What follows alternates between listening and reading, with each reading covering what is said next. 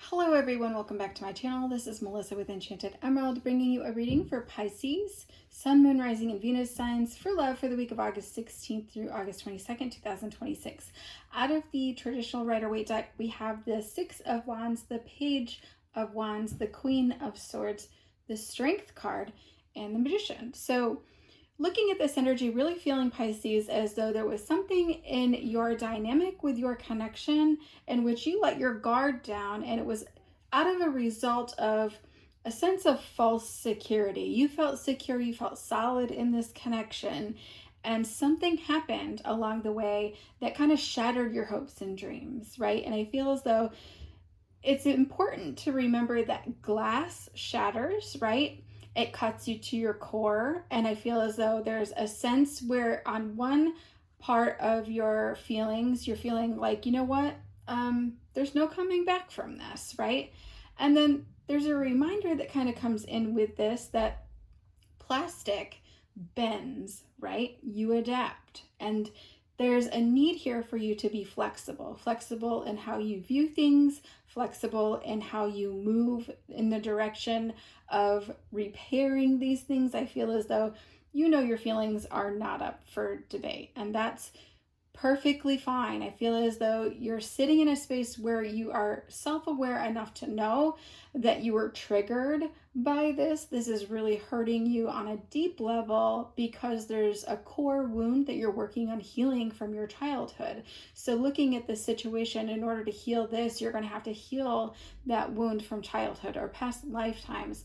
How you're feeling as a result of this. Do you feel as though this person neglected you or abandoned you in some way, right? As a result of some of the disturbing evidence that you found, I feel as though this person's been a bit underhanded. But the message here is a reminder for you to not trip out, okay? So don't trip out, okay? I think that it's important for you to stay flexible in your views, stay flexible in your expectations. And if you're looking to get through this, this is not a black or white situation. I feel like there's a lot of gray area to kind of work through. And I don't necessarily see you going all in right away in terms of forgiving this person and, live and let live kind of energy that comes in with that. I do feel as though you have to allow this person to prove themselves to you so that you don't go in some sort of self-destruct mode, right? Where you lash out and, say things you don't necessarily mean and kind of ruin any form of the connection that is salvageable at this point, okay? I do think you have a very strong bond with this person. I think this is a chance for you to refine your love and refine it once again, because I feel like you've been through a lot.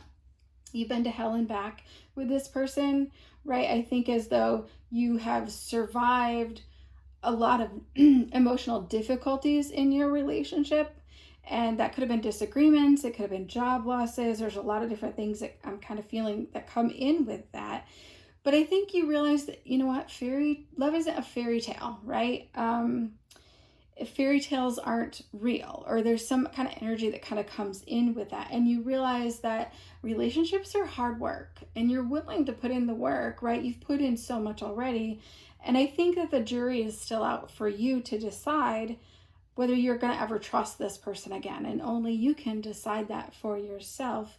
But I will say that there is an energy here of tempered glass. So we talked about the regular glass shattering, it cuts you to your core.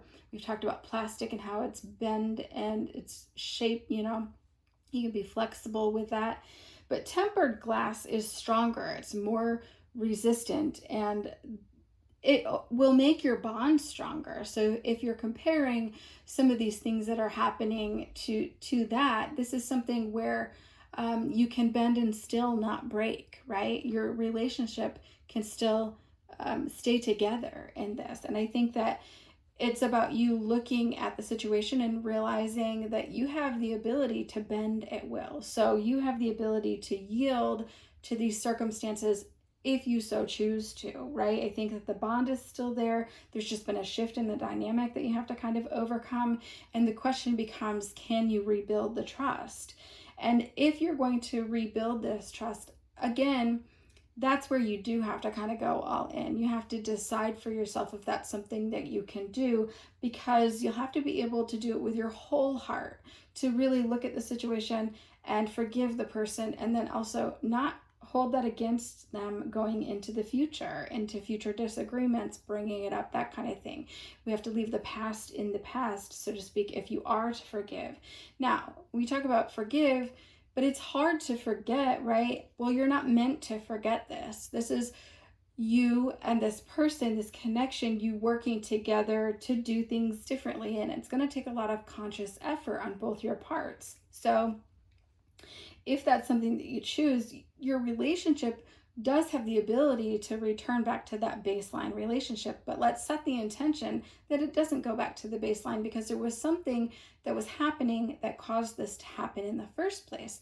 And so your job then becomes to get to the root of it with this person about why this happened, and how you can, like, where do we go from here? How can we improve that so it doesn't happen again? That kind of thing, right? And so, or what, try to understand their feelings and what led to those actions, right? And so we would set the intention not to return to baseline, but to improve that baseline functioning of that dynamic, okay? Because I think it's important to remember that you can focus on the damage or you can focus on the repair, but you cannot do both, okay? So this is like really important for you to understand that rebuilding the trust, it needs to come in and be celebrated in each and every single step and motion every day that starts to rebuild that trust.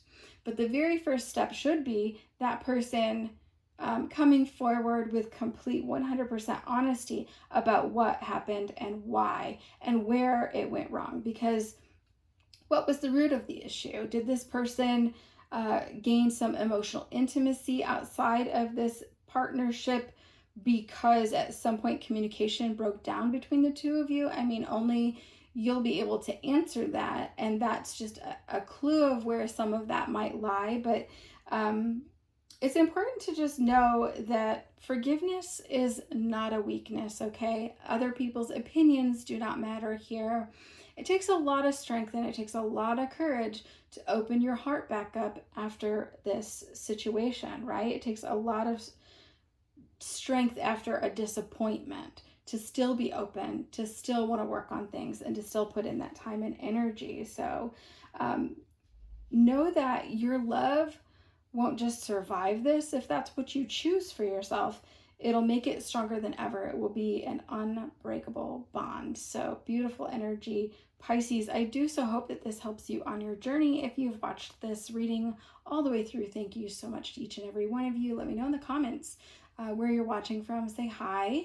I'd love to hear from you. If you're interested in the future readings, don't hesitate to hit that like and subscribe. And as always, if you're looking for a bit more clarity on the bigger picture of everything that's happening, don't forget to check out the other aspects of your birth chart. Watch your sun, moon, rising, and especially your Venus signs. As always, I will be back with another read for you guys again soon. Thank you so much. Take care.